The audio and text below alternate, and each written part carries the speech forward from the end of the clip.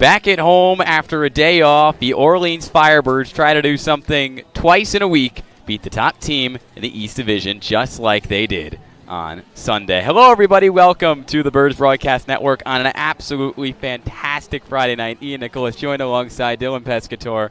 And Dylan, what a game it was on Sunday for Orleans and Yarmouth-Dennis. A 5-4 thriller in extra innings, easily the most exciting game of the year for Orleans. Easily, and there was so much that was compacted in 10 innings, right? You had the drone delay in the 4th inning. Then you had a go-ahead 3-run home run by YD, which looked like the heartbreaker for Orleans until the next half inning when Jack Penny hit the game-tying solo home run to make it 4-4. Back to the bottom of the 8th, top of the 9th, no scoring in the bottom of the 9th. 10th inning, the Firebirds push across a run with the automatic runner. Bottom of the 10th, Sean Madsen comes in and puts up 3 strikeouts to finish that one out in the fog. Madsen's been the guy dominating out of a bullpen. The starter who's been dominating as we head to the field now from Eldredge Park has been Daniel Avidia, making his 4th start of the summer out of Grand Canyon. Avidia has been fantastic, Dylan. Why? He's been fantastic because of how he has the high fastball along with the changeup that dives down into the zone. He told me, yes, his fastball is his best pitch, but without both working, he wouldn't be the pitcher like he is right now, and his numbers so far this season have been otherworldly. His numbers have been otherworldly, so have the stats of the first man he faces in the order for YD, that being R.J. Austin, one of the best freshmen in the SEC this past spring from Vanderbilt. Daniel Avidia from Grand Canyon, the rising junior, making his 4th start on a Friday from Eldredge. Avidia's first pitch misses low to Austin, who's hitting .370 through 8 games with the Red Sox. 1-0. Cranked right to second and into the glove of Joe Oyama. Austin was swinging early during his last game against Orleans, Dylan, where he went 2 for 5, and he lines out on 2 pitches there. He's an early swinger. Grayson Carter, who's a Firebirds relief pitcher, also on Vanderbilt, told us he swings early in the count. He's not going to wait around, and he got a pitch he liked. Lucky for the Firebirds, it went right at Oyama. Now here's Xander Darby, a West Coast guy from UC Santa Barbara.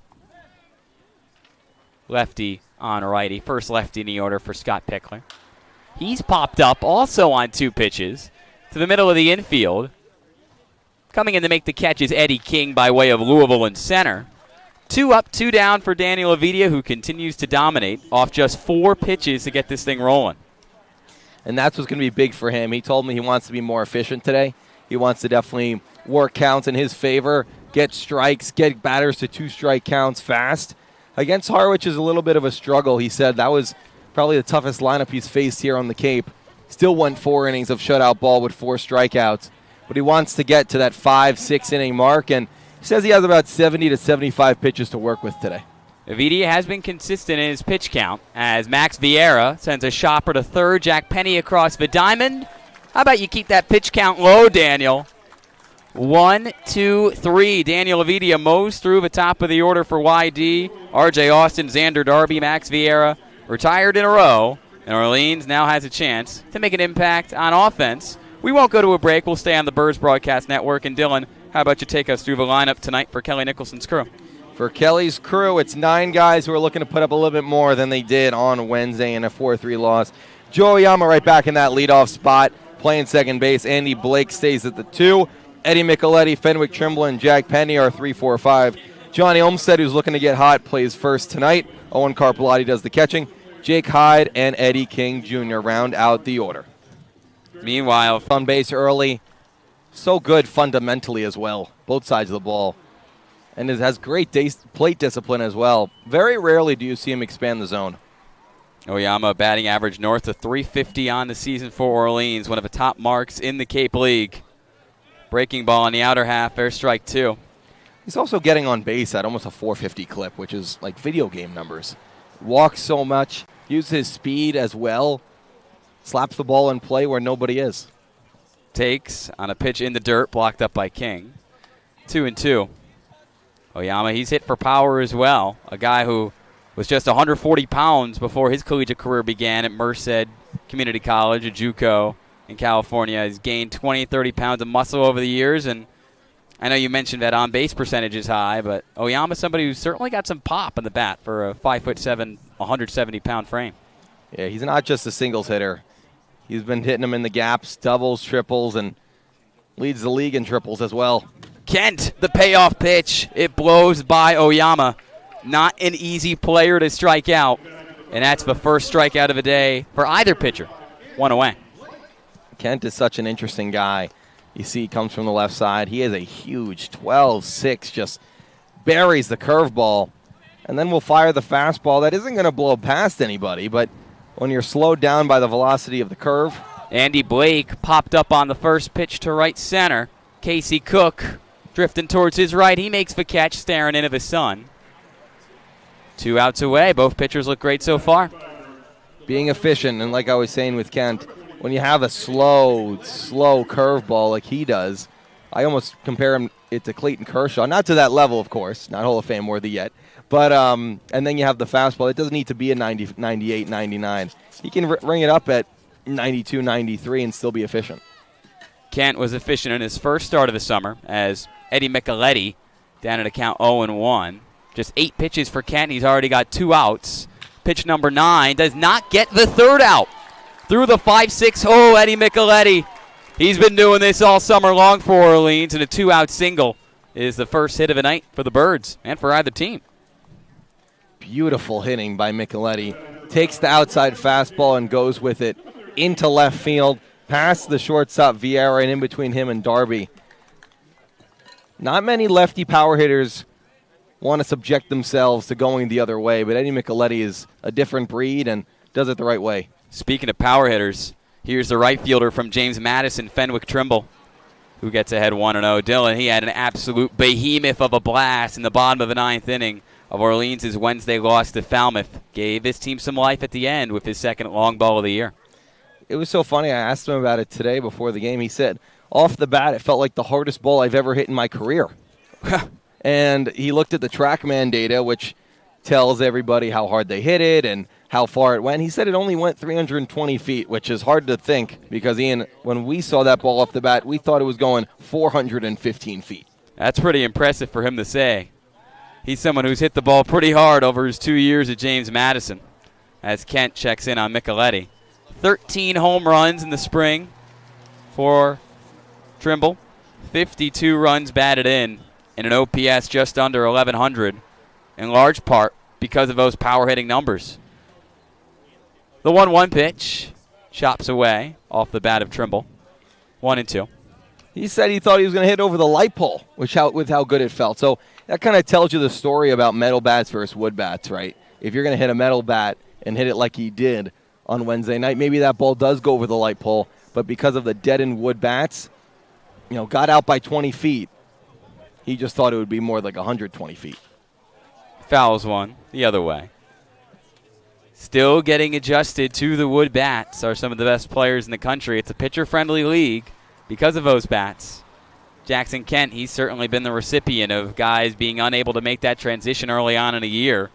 Through 4 shutout innings and a 2-0 win against Brewster on the 23rd, in which he only gave up 2 hits and struck out 6 in 4 frames with just 1 walk.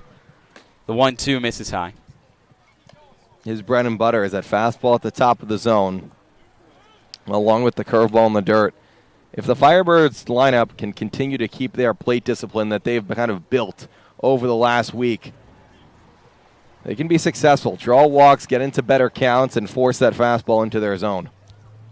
Trimble looking for his first walk of the season. He might not need it, but he's not going to get on base. A leaping grab from Xander Darby at third to steal a hit from Fenwick Trimble and leave Eddie Micheletti stranded along the base paths. Unbelievable snag from Darby on the hot corner from UC Santa Barbara. Looks like he went all the way to California to grab that one. It stays scoreless after 1. We'll be right back in the top of the second on the Birds Broadcast Network.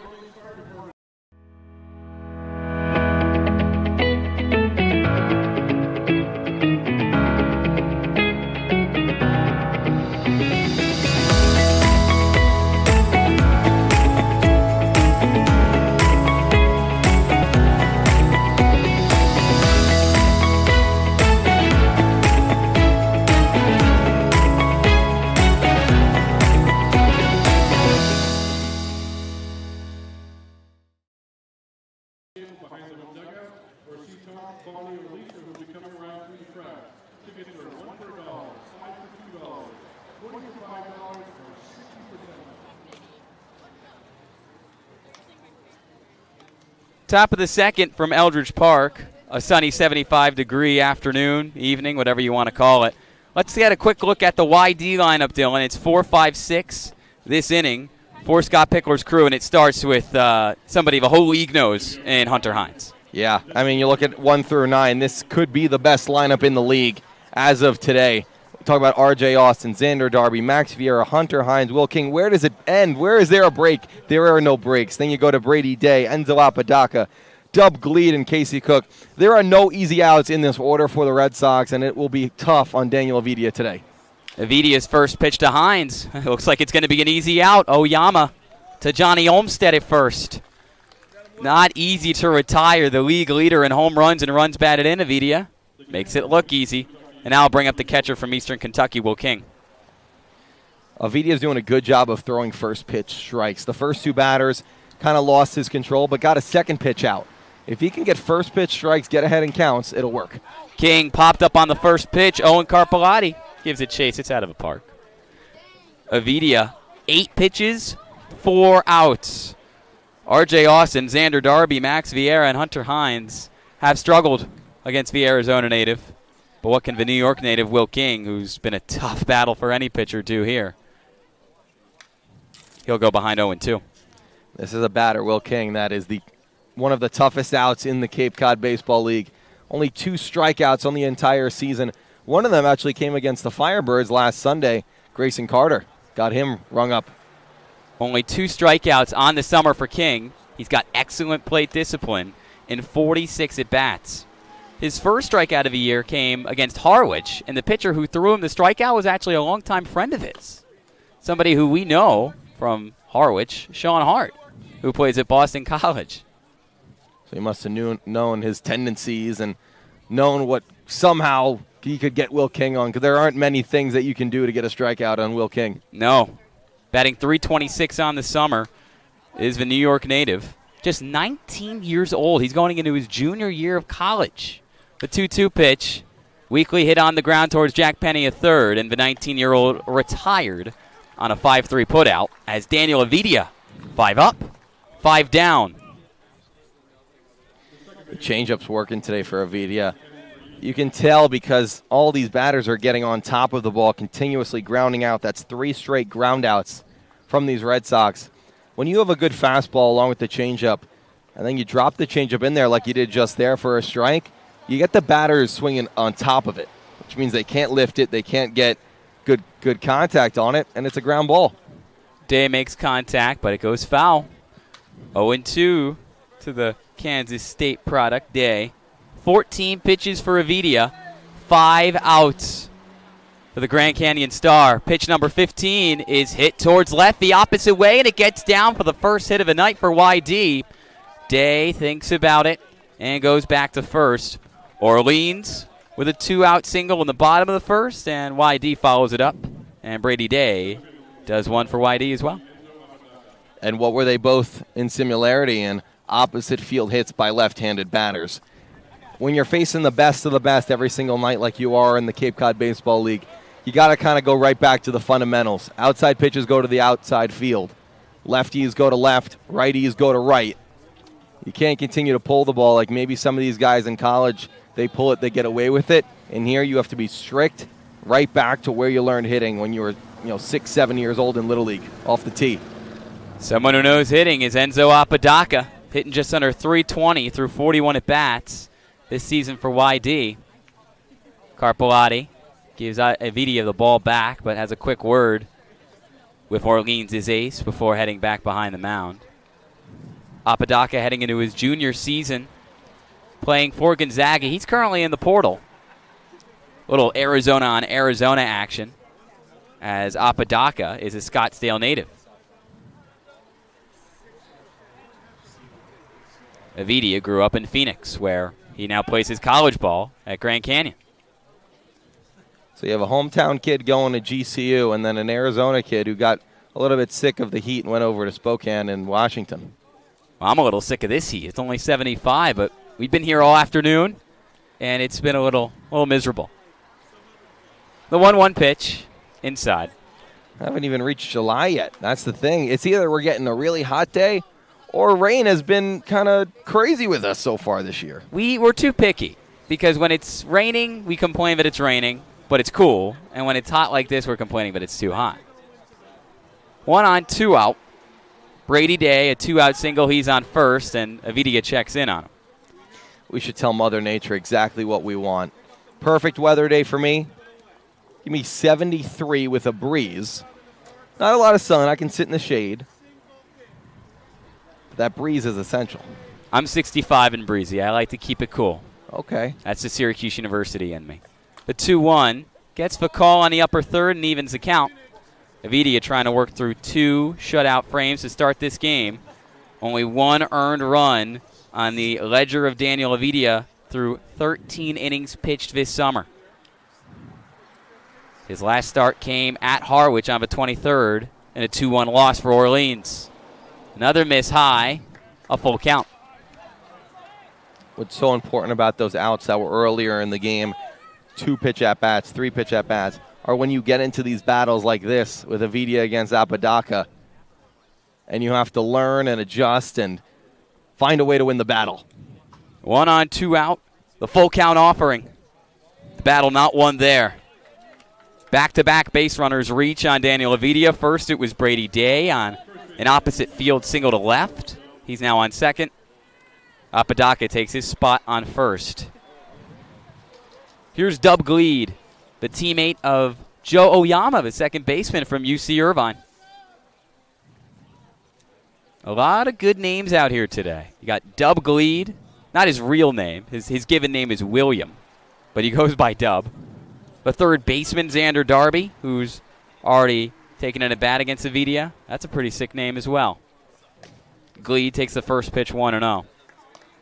And don't take my word for it. Baseball America wrote an article last year at the end of the baseball season ranking the top names in all of college baseball. Dub Gleed's name clocked in at number 1. Xander Darby's name clocked in at number 20. Avidia deals, pop-up, launch to center field. You got to remember it's 434 out there in dead center. Eddie King makes the play and leaves 2 stranded. Brady Day and Enzo Apodaca. 4 YD. We'll tell you who the other cool name is on this field when we come right back in the bottom of the second. Still scoreless here on the Birds Broadcast Network.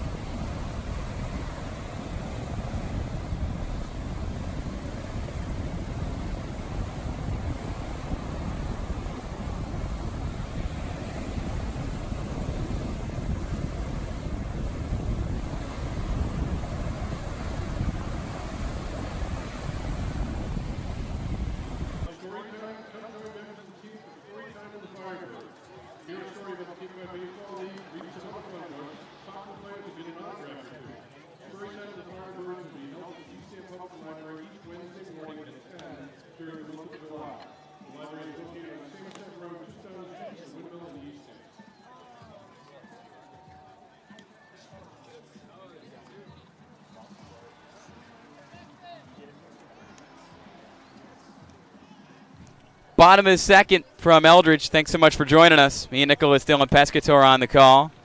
Still a scoreless game. Both teams with a hit. YD leaving a couple base runners stranded in the top of the frame against Daniel Avidia. Back to Jackson Kent, the man on the mound for YD, and the left-handed pitcher faces the left-handed bat of Jack Penny, 5th man of the order for the Birds. Penny's been, over the past week, possibly the best hitter in this lineup in terms of clutch factor, in terms of getting the big hit. Penny, he's swinging first pitch. There's a big hit. Leadoff single. Pokes it right through the 5-6 hole. Second hit of the game for Orleans and the first leadoff base runner aboard for either team. Seems like deja vu. 3 hits and all of them have gone to the same place. Lefty is going the opposite way to left field. Penny now with a hit in 6 straight games. His biggest hit of his season arguably came against YD on Sunday as USC's Johnny Olmstead at the plate takes the ball with a game not in favor of Orleans in the 8th inning. 4-3 Red Sox. In the top of the 8th, Jack Penny with 2 outs blasted one to right from Red Wilson Field. Tie the game at 4. Orleans won in extras, 5-4. Kent gets the whiff from Olmsted and evens the count. Big news for Johnny today as well. I mean, sad because Austin Overn, who was the center fielder for this Orleans Firebirds team, had to leave because he was going to USA Baseball, right? So came out today that sadly Austin did not make it. Penny just gets back. So possibility that the USC Stars could have a reunion right here in Orleans. Possible, not confirmed. Austin Overn, obviously a super talented player. That's a tough team to make. Over 50 guys go to Cary, North Carolina to try out for the USA Baseball training camp. As Olmsted goes behind 1 and 2, under 30 guys make it. Overn, who led off for Orleans and played center field through the first 11 games of the season, hit just under 240 for the Birds and was among the league leaders in both stolen bases and walks. You'll take that every day. The 1-2 fouled back. Olmsted, a bit on the older side compared to Overn. Overn headed into his sophomore year at USC. Olmsted, if he goes back for a 5th year, would obviously be 3 years his senior. 1 on, nobody out after the leadoff single for Jack Penny. He takes off for second, breaking ball. King with a great throw, and he guns him down. It is not easy to run on Will King, and he proves why right there, as Jack Penny is caught stealing for the 3rd time this season. He's got good speed, but Will King's got a pretty good right arm. Great throw by King, and that was not an easy pitch to throw on. It was a high, slow breaking ball, which should be the advantage for Penny. However, King had to make a perfect throw, and he did, with the tag by the second baseman, Day. It's outstanding. He also caught a few guys stealing last time the Firebirds and the Red Sox played. The 2-2 pitch, swing and a miss. Leadoff base runner aboard with 1 out. Now he's thrown out, and Olmsted strikes out. Base is clear, 2-away. And here's Owen Carpellotti. And I get the Firebirds definitely want to be more aggressive on the base paths. However, in the last few, it's been a little bit of tough sledding when it comes to running the bags and stealing. Carpellotti, he whiffs, the catcher by way of Georgetown. Goes behind 0-1. And why do they want to steal bases? It's to get this offense woken up. A tough day for them on Wednesday, just 1 run short. And a tough at bat so far for Carpellotti. He looks at strike 2. Orleans on the season, 16 stolen bases, but has now been caught stealing 8 times, averaging exactly a stolen bag a game. 1 and 2. But if you're only stealing successfully 67, 66, whatever % of the time, how much is it worth it? Kelly Nicholson's team going to keep going back to that well, but they're going to have to go back to the dugout here as Jackson Kent from the University of Arizona has 6 scoreless frames to his name in 2 starts with Orleans. Also the 3rd strikeout of the day. Carpellotti goes down looking, and it stays a scoreless tie as we go to the top of the 3rd on the Birds Broadcast Network.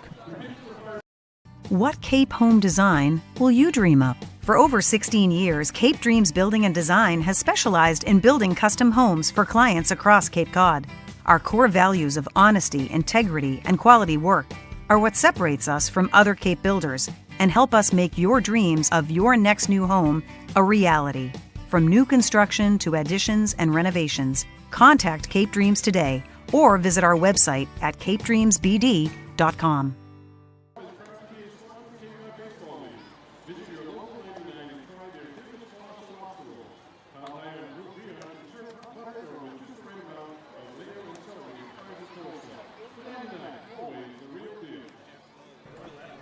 Welcome back to the Birds Broadcast Network.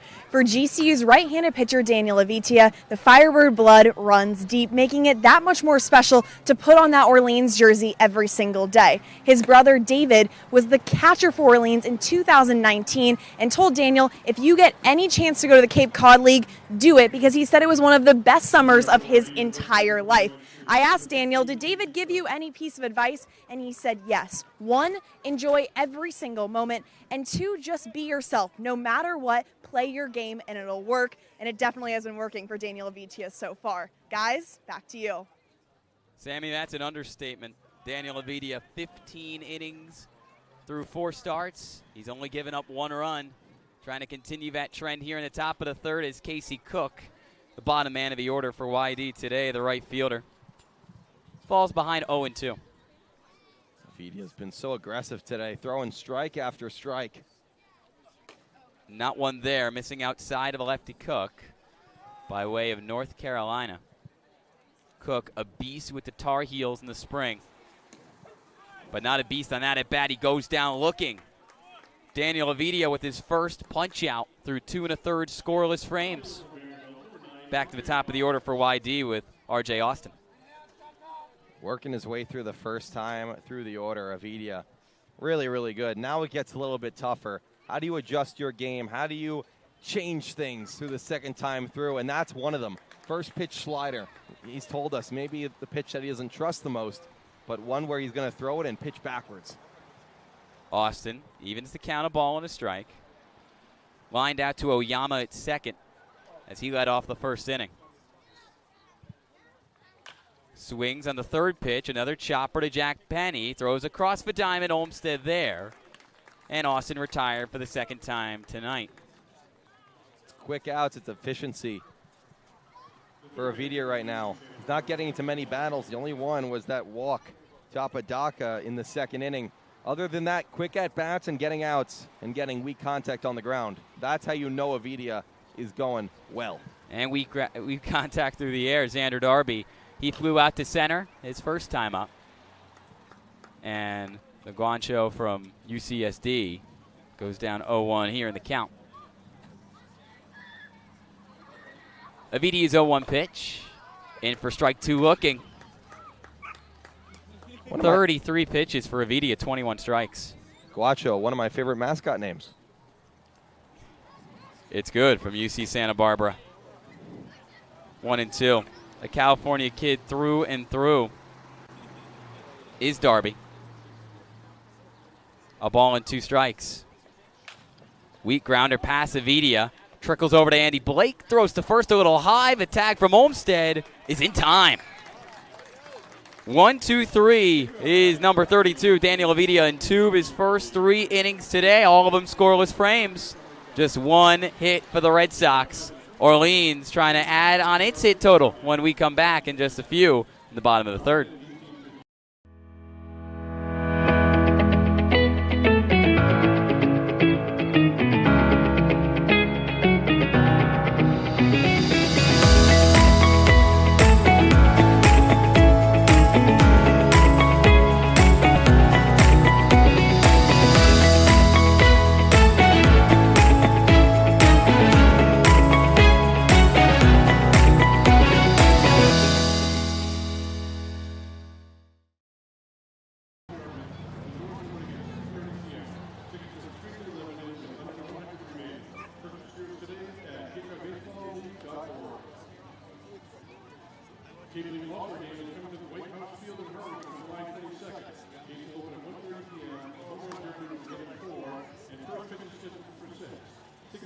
It's a pitcher's duel from Eldredge as we head to the bottom of the third for Orleans. It's been their ace, Daniel Levitia, and so far for Scott Pickler's team, it's been Jackson Kent, the rising redshirt sophomore from Arizona.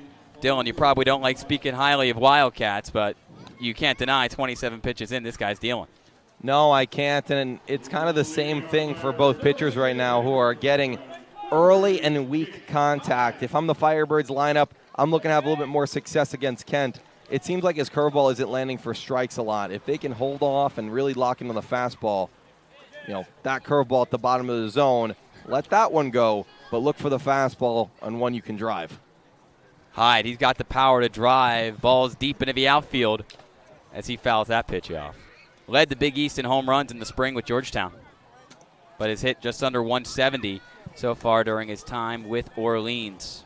So trying to get in the groove with 5 hits on 30 at-bats. Did have a hit in the loss to Falmouth on Wednesday. Kent ahead 0-2. Misses way upstairs, gloved by King. The thing is, with that big curveball from Kent, it's most likely going to land at the bottom of the zone. So hard to golf a pitch like that into the outfield. Puts your success rate so low. So you have to look for a curveball that stays up that you can drive, or you have to lock in on the fastball and let the curveball go. But, of course, with 2 strikes, you have to protect. Kent, somebody who primarily came out of a bullpen this past season for Arizona, made 18 appearances with 4 stars. At one point was named their Friday night starter and worked a little bit on a cutter. The 2-2 fouled away. Worked a bit on a cutter that he could use to add to his pitch mix so that when going through an order once, twice, 3 times, he would have more than just the fastball and the curveball. And he was able to work on that pitch during his redshirt freshman season last year with Arizona. The 2-2 is smoked to second, and the play made at first. They were playing with the shift on with 3 infielders towards the right side. Brady Day made the play on a hop and toss it over to Dub Gleed at first. Shift rules not in effect for the Cape Cod Baseball League this year. So anything goes, and Brady Day was in the perfect spot for Jake Hyde, who hit the ball hard, but right at the defensive alignment. Eddie King sees that big curve drop in the lower third as the rising junior from Louisville goes down 0-1. Batting 9th and playing in center for Kelly Nicholson tonight. The 0-1 pitch misses outside. But getting back to that story on Kent, worked on a cutter during his redshirt season with Arizona.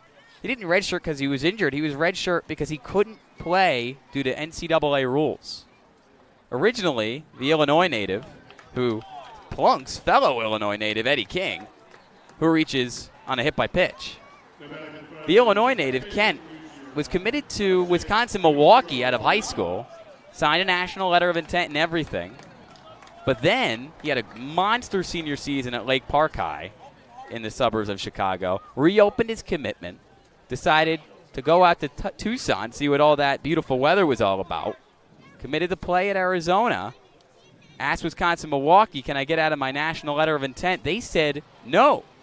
And the ruling is there, if your school that you originally committed to does not let you out of your NLI, you have to redshirt as a freshman. So Jackson Kent just finished off what should have been his sophomore season, but in reality was his redshirt freshman season at Arizona. But he doesn't look like a newbie here on the Cape. Eddie King takes off for second. King trying to throw out his second runner of the day. Misses off to the right, and King is able to take another bag off of King as he gets across the dime in the third. You had Eddie King on the base pass, Dylan, and he's going to make you pay. Yes, and that's an error on Will King. You got some King on King Jr. action right there. But once again, it was the curveball, a good pitch to steal on. Eddie King Jr. got a good jump, and now it's up to Joe Oyama. 1 out, man on third with the infield in. First error of the day for either team. Joe Oyama heading the count 1-0. Back to the top of the order for the Birds. Kent deals. Oyama popped up. Foul territory, left field side. Darby near his own dugout, runs out of room. And the chase for the foul ball goes on and on and on. Joe Oyama has to get this ball not only in play, but he has to get it past this infield wall. On the grass, you know they're coming home with it, even with the speed of King Jr. Gonna be a tough send. Oyama needs to lift this ball into the outfield. He's got the power to do it. 3 triples on the season. He leads the league as King took a large lead off third, and King of the will variety scared him back. Ian, that was the same thing that happened back in the top of the 9th of last week's game on Sunday. Will King and Eddie King were battling over at third base, continuously throwing over. Big breaking ball misses high. Oyama lays off it for ball 3. YD had multiple base runners on in the bottom of the second. Couldn't do anything with it. Or I should say the top of the third, rather. Orleans trying to get one more base runner on here in the bottom of the frame. Kent's 3-1 pitch. In for strike 2. Looked like a great pitch for Oyama to swing at. Maybe he thought he was getting ball 4 with the fastball. Now it's a full count. You got to win the battle here. And we've talked about Eddie King's speed at third. 2 for 2 on stolen base attempts on the season. Now 3 for 3. And he's got 7 runs scored. That's most on the team. The payoff pitch. Did Oyama go? He did not, according to third base umpire Jerry Burish. Oyama with a great at-bat and a one-out walk. The first walk for Orleans today. And who else would you want on base other than Eddie King Jr. at third? Joe Oyama at first. We'll see if he wants to steal. Now middle infield has to move back to double play depth. And now the first baseman as well, Dub Gleed, has to hold on the runner. So a little bit better for Orleans in terms of driving and runs, but they desperately need to get the job done here. Brady Day at second, Max Vieira at short. They move back, as you mentioned. First pitch strike delivered by Kent. Andy Blake, the rising fifth year, headed to Duke after a terrific career at Columbia. He has been terrific as of late for Orleans, hitting .302 on the year through 43 at-bats. He's on a 4-game hit streak. No balls in a strike. 1-1. King on third. He was plunked, stole second, and in the process took third on an error from Will King behind the dish for YD, one of the best catchers in the league. Joe Oyama just worked out a walk. And he's going to get checked in on. Somebody else who has great speed.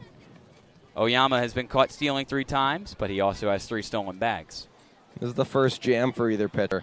It's been smooth sailing for both of them so far. Now the tension rises and you have to be perfect. Trying to make sure Oyama doesn't move into scoring position as well. One swing of the bat from Andy Blake could drive in both King and Oyama. Only 3 RBIs on the year for King, although he has 13 hits for the reigning Ivy League Player of the Year. Foul ball. This is where the curveball comes to play for Jackson Kent. He can get ground balls with it. He's looking for the double play ball here, or at least 2, the third or first baseman, where they can throw home and get King Jr. Andy Blake has to get below it or get the fastball that he can lift. Kent trying to prove this summer he can be a legit starter out in the Pac-12. If you want to be, you got to be able to work out of jams like this. High pitch fouled away by Blake. Kent had the opportunity midway through this past season with an Arizona team that made it to the NCAA tournament, was named the Friday night starter for the U of A at Washington State on April 14th, gave up 3 earned and 4 1/3, made 1 more Friday night start a week later against Utah, gave up 5 earned and 1 1/3. Trying to stay scoreless here on the Cape. The 1-2, Andy Blake, high fly, right center field. Casey Cook's on it, but Eddie King's got speed for days. Throw cut off in the infield. King scores. 1-0 Orleans. 4th run driven in on the summer for Andy Blake.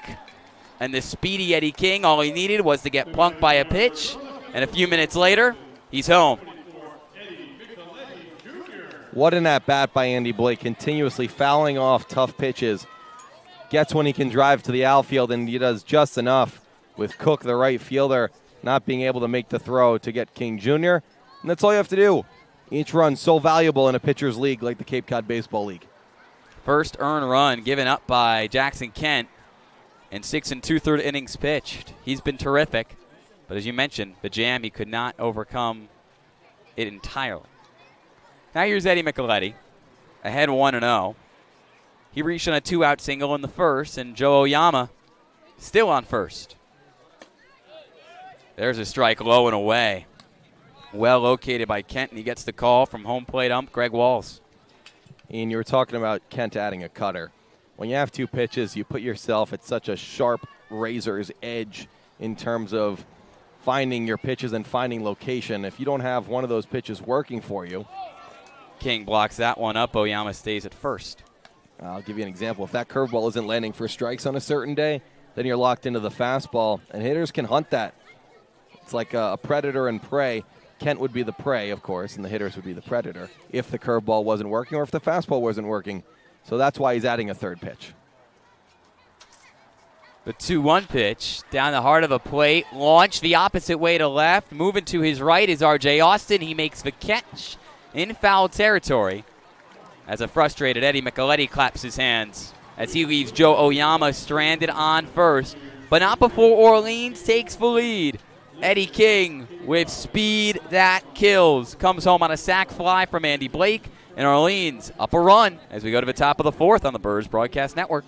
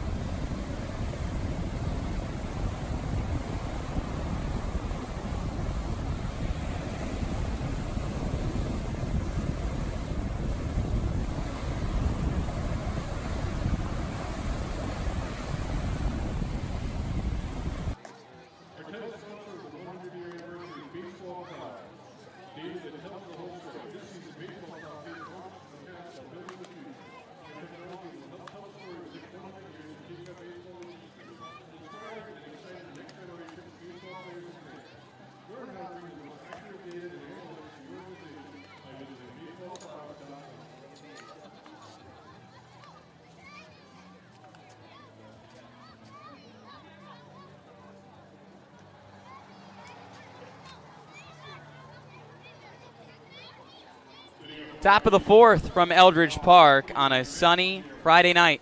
Orleans trying to get closer to 500, sitting at 7-9 on the year and tied for third in a loaded East Division.